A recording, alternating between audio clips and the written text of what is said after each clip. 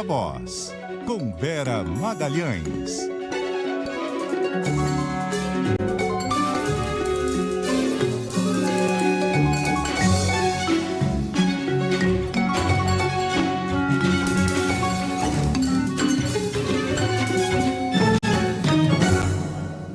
Oi, Vera, boa noite, tudo bem? Oi, Carol, boa noite. Oi, Muniz, boa noite para os ouvintes e também para quem nos assiste. Oi, Vera, boa noite. Vera, essa ida da Marta Suplicy de volta para o PT segue repercutindo, né? E agora as atenções se voltam para o que vai fazer o grupo político do ex-presidente Jair Bolsonaro, né? O presidente do PL, Valdemar Costa Neto, disse que o partido apoiaria o prefeito Ricardo Nunes, mas o Bolsonaro nunca se mostrou 100% convencido, queria apostar numa candidatura própria do PL, talvez com Ricardo Salles. Essa aliança agora, né? Essa chapa, essa duplinha aí, Boulos-Marta, reforça ou enfraquece uma candidatura própria do PL? A meu ver, enfraquece, Carol, porque ela leva para São Paulo uma réplica do que foi a tal frente ampla em torno do Lula em 2022, né? Levando ali mais partidos, levando até o PDT, que não esteve com o Lula e agora está no governo Lula e vai apoiar também o Guilherme Boulos, e vai colocar uma pressão sobre o PL para que a direita também se aglutine, para que ela também se una para replicar em São Paulo a polarização entre bolsonarismo e lulopetismo. Então, a pressão toda em cima do PL vai ser por isso, para que o partido desista de lançar a candidatura do Ricardo Salles e se junte à aliança em torno do prefeito Ricardo Nunes, que já conta com alguns outros partidos da centro-direita. O MDB tem na Prefeitura de São Paulo o seu grande trunfo hoje, é a principal administração do partido, maior do que muitos estados que o partido governa, é o terceiro maior orçamento do país, atrás apenas do nacional e do estado de São Paulo. Então é algo que eles não cogitam perder, eles estão investindo muito na campanha do Ricardo Nunes, inclusive o marqueteiro dele até hoje é o marqueteiro que fez a campanha do Bolsonaro, então tem uma sinergia também com o Valdemar Costa Neto nessa questão, porque o Duda Lima, esse marqueteiro, é muito próximo ao presidente do PL. Então, tudo vai caminhar para tentar convencer o Bolsonaro a, enfim, abrir mão dessas restrições que ele tem. Ele torce um pouco o nariz para o Ricardo Nunes, ao fato dele não ser alguém de direita ali com todo o certificado e todas preenchendo todas as tiques da direita, etc. E gostaria de ter um candidato mais alinhado com ele, alguém que não quisesse só o seu apoio, mas o escondesse um pouquinho, que é o que o Ricardo Nunes parece que vai querer fazer, mas a pressão vai ser forte. E principalmente vai ter uma pressão ligada à questão aqui do Rio de Janeiro, porque no Rio o Bolsonaro quer lançar o Alexandre Ramagem para disputar com o prefeito Eduardo Paes, e o apoio do MDB está sendo negociado de alguma maneira. O vice do Cláudio Castro cogita ser candidato pelo MDB, então uma operação casada entre Rio e São Paulo pode ser sugerida aí como forma de amarrar o PL na aliança do prefeito. O prefeito deu uma entrevista, a gente exibiu aí agora há pouco, alguns trechos, ele claramente meio perdido, não sabe de onde veio o tiro com essa saída da Marta, não conseguiu criticá-la, disse que ela é uma conselheira, que ela tinha as portas abertas para ele, mas ele sentiu um pouco esse baque, porque principalmente a presença da Marta lá inibe um pouco as críticas que ele deveria fazer e deverá fazer ainda ao Boulos, porque é alguém que estava na administração até ontem, e também tira essa pecha de que ele vai chegar e vai promover aí a invasão de prédios públicos, vai deixar invadir tudo, etc., porque ela já foi prefeita, ela tem um legado na cidade, então suaviza a imagem do Guilherme Boulos. Então foi um baque para a campanha, e eles vão tentar usar essa união da esquerda para também amarrar o PL para ficar mais próximo da candidatura do Ricardo Nunes. Tem esse lado aí que dificulta os ataques por parte do prefeito, né, na campanha, mas vai ser interessante ver quando a campanha começar também a posição da Marta com isso, né, Vera? Porque A carta que ela publicou ontem, depois da reunião com o Nunes, ela lista ali as ações que ela própria promoveu como secretária dele. E aí vai ficar essa dúvida, né? De como que ela vai na campanha, que Nunes e Boulos já trocam farpas ali, mesmo antes da campanha. Como que ela vai explicar esse rompimento, tendo feito tudo isso que ela listou como pontos ali do trabalho dela na prefeitura, e como ela vai reagir quando a campanha de Boulos também pegar pesado nos ataques contra Nunes, né? Ela vai ficar nesse fogo cruzado.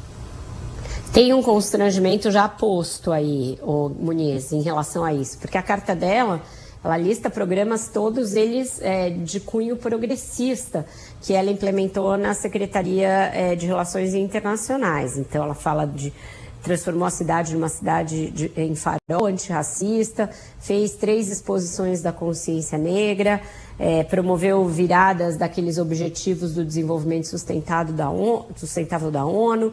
São Paulo virou a capital verde do mundo na gestão do Ricardo Nunes. Então, é um expediente que é muito comum ao PSOL e à esquerda, que é chamar os adversários da direita de fascistas e de extremistas, etc., vai ficar comprometido, inclusive, por essa carta dela, em que ela elogia esses programas, diz que teve carta branca para implementá-los, programas que são todos eles de esquerda, sim, na sua gênese, e diz que teve ali todo o apoio da prefeitura para fazer o que bem quis. Então já torna esse discurso menos forte do que ele seria anteriormente. O que eles pretendem fazer, né? E tem uma diferença grande entre quando esses projetos estão na prancheta e quando a campanha efetivamente começa. Tem campanhas mais ou menos separadas do Boulos e da Marta. Ela visitando os lugares nos quais ela é mais forte, ali no fundão da Zona Sul, que é uma área também do Ricardo Nunes, é a área em que ele era vereador, antes de ser vice-prefeito e depois prefeito. E a Marta é muito forte, ela venceu, inclusive na eleição que ela foi derrotada em 2016, ela venceu em alguns bairros da Zona Sul, ali na região de Parelheiros. Então, ajudar a fortalecer o Guilherme Boulos nessas regiões da cidade em que ela é muito forte e rememorar os programas da gestão dela, que ela que criou os CELS, que ela fez os corredores de ônibus, que ela fez a questão do bilhete único. Então, tudo isso trazer de volta, que são marcas que ficaram incorporadas na cidade nas sucessivas administrações depois dela. E deixar os ataques para o Boulos efetivamente. Mas ela vai ser trazida para a arena. Eles falam até em fazer campanhas de comunicação diferentes, isso nunca dá certo, nunca vi ter equipe própria de comunicação. Isso é um jeito de envaidecer a Marta e trazer ela e deixar ali, mostrar como ela é importante. Nunca vi rolar e já vi ameaças N vezes, vai ter a equipe de comunicação do vice. A campanha é entre candidatos, depois isso fica muito evidente. Mas deixá-la fora da troca de farpas é o que vão tentar. Mas, por outro lado, a equipe de marketing do Boulos já deve estar juntando todos os recortes em que a Marta disse que o PT roubava, que ela se decepcionou demais, dela votando a favor do impeachment da Dilma e uma série de outras questões. Então, vai ter desconforto para os dois lados aí, nessa mudança de lado que ela fez de uma maneira que deixou o prefeito visivelmente atônito. Ele estava bem perplexo na coletiva que ele deu. Vera, mudando de assunto, falar um pouco sobre a situação no Rio de Janeiro, com essa crise aí das milícias. Ontem o prefeito Eduardo Paes foi para as redes sociais pedir ajuda ao governo federal, a despeito de ser uma questão da polícia, do Estado, da Polícia Civil, investigar esse tipo de crime, mas o Eduardo Paes foi pedir ajuda à Polícia Federal. O secretário executivo do Ministério da Justiça, o Ricardo Capelli, por sua vez, respondeu, disse que o governo vai para cima do crime organizado no Rio de Janeiro. Já há uma frente de investigação das milícias do Rio na Polícia Federal depois daqueles ataques a ônibus que paralisaram boa parte da cidade no fim do ano passado. Mas é possível acreditar em alguma ação capaz de sustar esse tipo de ataque? Olha, Carol, eu sou um pouco cética em relação a isso, porque a gente viu ali no meados para o fim do ano passado o governo anunciar GLO em portos, em aeroportos, e fazer um plano de combate ao crime organizado, lançado com pompa e circunstância pelo próprio Flávio Dino, etc. E a gente está vendo que o crime organizado não está recuando, nem tentando ser mais discreto, nem tentando ser menos visível aos olhos das autoridades nas suas ações. Pelo contrário, quando você tem um prefeito de uma capital importante como o Rio, indo a público, indo às redes sociais para fazer esse tipo de denúncia e pedindo ajuda, mostrando que está impotente diante de uma tentativa de extorsão de R$500 mil numa obra pública, você vê que eles estão perdendo a modéstia, perdendo qualquer tipo de prurido, qualquer tipo de reserva. E quem está indo para cima, né, porque o Ricardo Capelli, ao responder também via redes sociais ao Eduardo Paes, falou, vamos para cima. Quem está indo para cima, na verdade, infelizmente, é o crime organizado. E aí, nesse momento, a milícia, narcotráfico já não se dividem, já não se distinguem mais. Virou uma grande maçaroca ali, em que essas organizações se sobrepõem. Muitas vezes quem está no território está sob julgo duplo, tanto do narcotráfico quanto da milícias, mais ou menos dividindo os negócios. E o poder público não tem se mostrado capaz de responder à altura do desafio. A verdade é essa.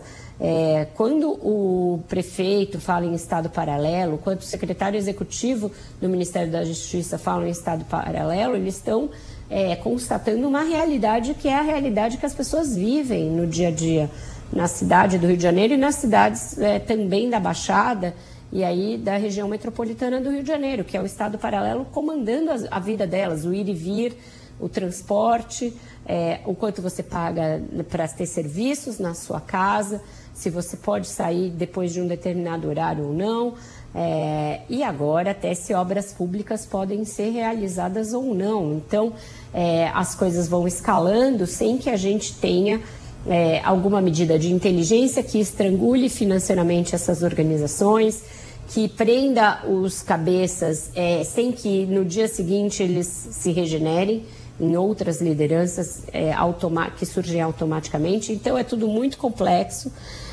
A gente vê ali na figura do Ricardo Capelli alguém que, eu já disse isso e esse caso também evidenciou muito, está em busca de se manter no governo, ele queria ser efetivado e agora me parece ser alguém que está buscando para ficar mesmo com o Lewandowski, embora as informações que eu tivesse ontem antes era que ele não ficaria, mas quando ele fica colocando trabalho, ele criou até um bordão para si nas redes sociais. E ele todos os dias postando, prefeito, estamos já em cima, não vamos deixar... Ele está agindo como ministro de fato da Justiça, talvez ainda na expectativa de que aconteça alguma coisa e o Ricardo Lewandowski não vá, ou talvez pensando que pode ficar, assim como o diretor-geral da PF já deixou claro que pretende ficar, as ações do Ricardo Capelli também me mostram que ele pode ter a pretensão de permanecer no governo, embora não seja do time, da turma do Ricardo Lewandowski. Então, até essa transição no Ministério da Justiça, eu acho que atrapalha um pouco a organização de um plano mais articulado e mais eficaz de combate a esse estado de coisas que o prefeito denunciou. Vera, já que a gente está falando aí de segurança pública, né, mais cedo no CBN Brasil, você estava falando ali do agravamento da questão do crime organizado no Rio de Janeiro e mencionou a situação do Equador, muito grave lá nas últimas horas, né? A gente tem a confirmação de um sequestro de um brasileiro, o governo começou a sinalizar com algum tipo de apoio de Polícia Federal nessa situação toda. Como que o governo brasileiro está monitorando, está vendo toda essa situação lá no Equador, hein? Com bastante preocupação, Muniz, mas querendo evitar dizer que é um problema continental, dizendo que é uma situação local, manifestando apoio ao governo, manifestando apoio ao povo equatoriano, vai fazer uma moção aí de vários países da América Latina que vão assinar uma moção que está sendo preparada pelo governo do Chile, deverá haver aí algumas iniciativas diplomáticas, mas por hora falta uma declaração mais enfática, seja do governo brasileiro, seja da ONU, seja de outros organismos internacionais, no sentido de admitir, reconhecer a gravidade de você ter o narcotráfico tão enraizado na política, nas instituições de países como o Equador. O México também, a Colômbia já esteve nesse lugar, a Bolívia em certa medida, mas o que a gente tem hoje no Equador, que é um país muito pequeno e isso favorece esse controle maior das organizações criminosas sobre pedaços de poder, não é muito diferente do que a gente vive no Rio de Janeiro, infelizmente. É que as coisas escalam rapidamente. Você veja, a gente não tinha até anteontem um estado de emergência decretado lá, depois um estado de conflito interno armado, que para resvalar para uma situação de guerra civil também é algo que não é impossível. Então, quando essas grandes organizações, esses grandes cartéis tomam o tamanho e a proporção que tomaram no Equador e no México, você passa a ter um risco de que o Estado não dê conta de combater. E aí agora o governo de lá está tentando, por meio de decretos, colocar as Forças Armadas e controlar a situação, mas o que está acontecendo é degringolar para uma situação de violência extrema e fora de controle. E aí o que se tem de informação até agora é que o brasileiro sequestrado lá foi vítima desse estado de bagunça generalizada provocada por essa situação, que não necessariamente ele está nas mãos das narcomilícias ou dos grupos do narcotráfico, mas sim de alguma outra organização criminosa menor em Guayaquil, o que não reduz a gravidade do incidente. Ele está ali, a família está apavorada, o Itamaraty também está acompanhando isso, mas essa questão do narcotráfico se enraizando em países e passando a ditar os rumos desses países é uma situação para a qual todos os governos deveriam olhar, não fingir que não estão vendo, tapar os olhos e falar, não, se Deus quiser não vai acontecer aqui. Porque a engenharia financeira, essa questão dos métodos aí de internacionalização desses sistemas, a gente sabe que algumas organizações brasileiras já têm relação com as máfias da Itália, da Rússia, de outros países. Então, essa internacionalização do crime organizado, ela é muito rápida, é muito acelerada. A gente tem já deputados, vereadores eleitos que têm ligações claras com o crime organizado, isso em São Paulo também, no Rio também, em outros estados. E o judiciário, em grande parte, muito cooptado por essas facções, tanto que a gente tem decisões muito estranhas soltando líderes das organizações criminosas e tal. Então é uma situação que requer cuidado e atenção e que não pode ser de maneira alguma minimizada por ninguém.